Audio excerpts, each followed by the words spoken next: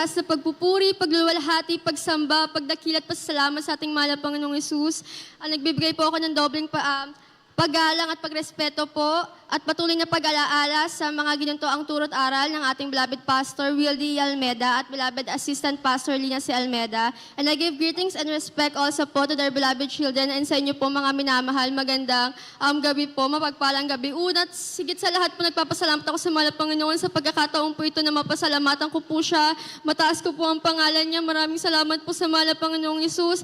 Alalahanin ko po ang kagalingan na pinagalob ng mahal na Panginoon nung time na nakaranas po ko ng kaibang pang-amoy po at panlasa na parang metallic po siya, hindi ko po maintindihan. Tapos sumabay pa po yung paghirap ko sa paghinga. Pag nagpupuri po sa mahal na Panginoon, pag nananalangin, talagang nahihirapan po ako sa pag-iyak. Pero pinatuloy ko lang po ang pagsusumamo, pananalangin, pagpupuri sa mahal na Panginoon. Isang araw yun po ituloy ang pinagaling ng mahal na Panginoong Hesus. At sa aking pangamoy at panlasa po, bali tumagal po yan ng ilang months. Bali tiniis ko po yung hirap sa pagkain. Pero unti-unti po yan pinagaling ng ating pinakamamahal na Panginoon Hesus. Napansin ko po yun nung kumakain po ako ng isa po sa iniiwasan kong pagkain. Pero isang araw po talagang naubos ko po yung pagkain na yun. Doon ko po napatunayan na pinagaling na po ako ng ating pinakamamahal na Panginoon Hesus. Amen, hallelujah. At salamat po dahil dati po, isa po sa nire-record every enrollment yung pa-medical po kami and isa po din chest x-ray. Dahil nga po nagkaroon po ako ng history ng ganun po sa paghinga, natakot po ako sa magiging result. Pero salamat po sa mahal na Panginoon dahil ilang beses po akong tinest, pero lahat po yan ay clear. Hallelujah in Jesus' name. At Yes, salamat po amen. sa mahal na Panginoong Hesus dahil nung nag-apply po ako for college, bali online application lang po yun. At nahirapan po ako. Meron na po akong course na pinag-pray po sa mahal na Panginoon, pero ang sabi ko, magastos po yun. Kaya nag-pray po ako sa mahal na Panginoon na makapag-aral po ako ng libre. Hanggang sa nakapag-apply po ako na sa isang school po dito sa Manila, nag-offer ng scholarship. Kailangan ko lang pumapasa yung entrance exam nila. And ang mga sabi po nila sa akin na kung mahirapan ka dyan, kailangan meron kang backer or kakilala sa loob para madali ka makapasok. Pero sabi ko, wala po akong kakilala. Meron lang po akong ating mahal na Panginoong Hesus. Yes, Talagang nung amen, nag-take po ako hallelujah. ng entrance exam, ginaya ko po yung mga narinig ko sa patotoo na sinusulatan po nila lang, Hallelujah, praise the Lord, in Jesus' name yung paper nila at pinapasasal ng mahal na Panginoon. Nung time na nag-exam po ako, bali hindi ko po yan natapos at hinulaan ko po yung mga ibang numbers pero hindi pa rin po ako umabot sa dulo. Pero nagtiwala po ako sa mahal na Panginoon. Nung lumabas po yung result ng exam na yan, isa po ako sa pinapasasal ng ating mahal na Panginoong Yes, Hesus. amen, hallelujah. At salamat po sa mahal na Panginoon dahil nakapagtapos po ako ng college sa kursong nursing nang wala pong binabayaran tuition fee ang aking beloved parents at maging sa aking mga clinical duties at nakakatanggap pa po ako ng allowance. Marami pong salamat sa mahal na Panginoon sa karunungan po na tanging sa Kanya lang po nang gagaling. Kung paano ko po na-maintain yung mga grades ko. Maraming salamat po sa mahal na Panginoon. At nung may research po namin, bali nahirapan po talaga ako dyan. Ang prayer ko lang po sa mahal na Panginoon, ma-defend po namin every defense yan. At nung final defense po, na-defend po namin yan. Salamat po sa mahal na Panginoon at hindi lang po yun dahil kami pa po yung nakakuha ng Best in Research Award po sa batch namin at nagkaroon po ng pagkakataon na ma-present po yan kahit outside po ng school.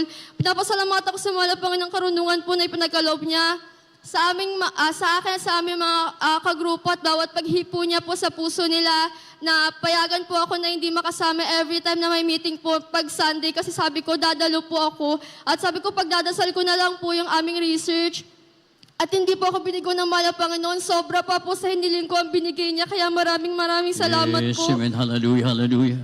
At papasalamatan ko rin po sa mahal na Panginoon nung magre-review na po ako for board exam. Bali, 4th year pa lang po ako, nagre-review na po yung mga classmate ko, pero every Sunday po yun. Ang sabi ko po sa mahal na Panginoon, Monday to Saturday po, nasa school ako or nasa duty. Yung Sunday na lang po yung mabibigay ko sa mahal na Panginoon, absent pa ako. Kaya sabi ko, siguro po magre-review na lang po ako after ko pong graduate. Nung after ko pong graduate, enroll po ako sa isang review center. Bali, 4 months straight po yung review. Tapos, 3 beses lang po kami inaalaw na umabsent. Inisip ko po nun paano ako makakadalo. Bali, pumasok po ako araw-araw. 7 days po yun. Monday to Sunday hanggang sa nakaramdam na po ako ng pagod. Tapos, nakapanlumo pa po yung mga scores ko kasi mga bagsak po yan, mga 40s, 30s, pati yung unang pre-boards exam ko, bumagsak po ako. Nung nandun po ako sa ganung sitwasyon, talagang sabi ko sa Malapangan, baka hindi pa po ako ready mag-take ng board exam. Pero nung time po na yun, nakarinig po ako ng patotoo ng isang kapatiran na sabi po niya nung nagre-review din po siya, ganun yung mga scores niya, pero nung actual board exam, pinasa siya ng Malapangan noon. Kaya nagkaroon po ako noon ng pag-asa. Ang ginawa ko po, sabi ko sa Malapangan noon, uunahin ko siya. Umabsent po ako sa mga reviews ko para po makadalo sa banal na gawain. At alam niyo po, Yes, simula amen. po nung ginawa ko yun, yung mga sumunod ko pong pre-boards exam hanggang sa final pre-boards ko po, ay pinasa po ako ng ating pinakamamalapangan ng Yes, Jesus. amen. Hallelujah, hallelujah. Hallelujah. At nung kahabagan po ng Malapangan noon, nakapag-take po ako ng board exam, nurse licensure exam po nitong November 4 and 5 po. Bali, nung first day po, mga 2 to 3 hours lang po yung tulog ko kasi sabi ko magpupuri po muna ako bago umalis. Alas 2 po ng madaling araw, gumising na po ako. Sinimulan ko na po yung pagpupuri hanggang sa papunta po kami dun sa kung saan kami mag-exam, hanggang sa pag-upo ko po. Andun na po yung pagpupuri ko sa mga Panginoon. Pagdating ng papers, talagang pinagpipray, nilalehans ko yan at sinulatan ko po yan. Hallelujah in Jesus' name. Thank you Lord. Praise the Lord po. Nilagay ko po yan. Maging sa questionnaire, kahit po dun sa mismong answer sheet, talagang nilagay ko po yan. At salamat po sa mga Panginoon kasi nung natapos po yung second day, akala ko po malulungkot ako. Pero salamat po sa mga Panginoon. Lumabas po ako ng classroom na masaya. Panatag po ang aking puso dahil alam ko po nagtitiwala ako sa mga Panginoong Jesus. Pagtapos po ng second day na lang, dumiretso po ako sa banal na gawain at habang naghihintay po ako ng result, patuloy po ako nagpupuri, nananalangin, nag-aayuno, at nagsasamba po. Talagang alam ko po walang imposible sa mahal na Panginoong Isus. Nung last November 27 po, ay lumabas na po yung result ng board exam at pinasa po ako ng ating pinakamamahal na Panginoong Yes, Isus. amen. Hallelujah, Lubos at hallelujah. labis ko po yan pinapasalamatan sa mahal na Panginoong Isus at pinasa niya rin po maging lahat ng aking mga kaibigan. Kaya maraming salamat po sa mahal na Panginoon.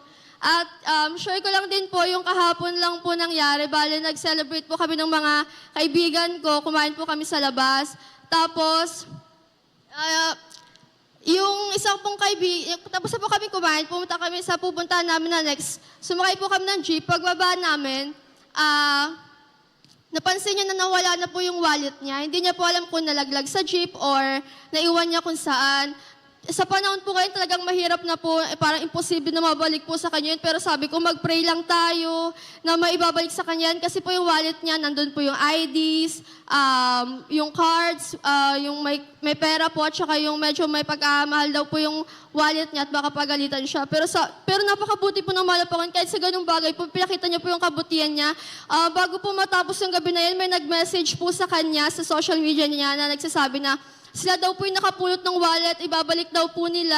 Kaya maraming salamat po sa Malapangan kasi namangha po yung mga kaibigan ko. Sabi ko, ibabalik talaga yan, ibabalik talaga yan. Kaya maraming salamat po sa ating pinakamamahal na Panginoon Jesus sa patuloy niya pong pagpapala, physical, material, financial, at lalo higit sa spiritual. Ang pinakamataas sa pagpupuri, pagluluwalhati, pagsamba, pagdakil at pasalamat sa ating mahal na Panginoon Jesus po lamang. Amen. Hallelujah. Praise the Lord. God bless you, beloved sisters.